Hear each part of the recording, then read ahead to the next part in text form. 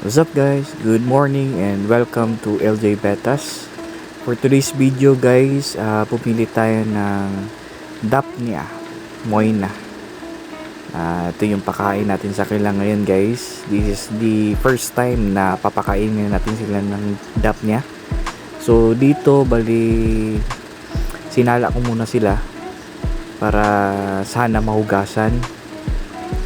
Pero ang hirap palang magsala ng Daphnia Moina kasi may iba talagang tumatago sa dun sa ating parang filter natin.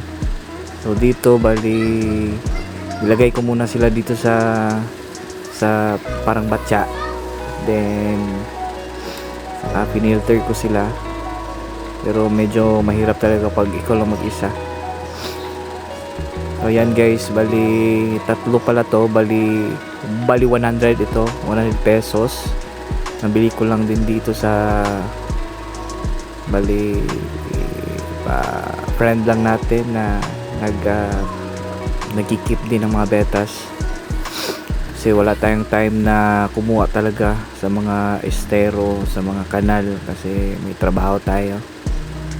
So yan guys, so wala ko na, hindi ko na pinilter, well, nilagay ko na lang sila diretso dito sa batya, then pakain na tayo.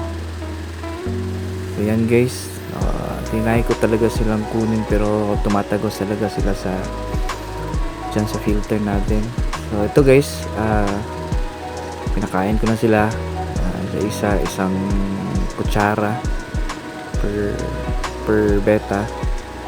So yan guys, bali off to the next video tayo guys. Update ko kayo on the next breeding time. LJ Betas out.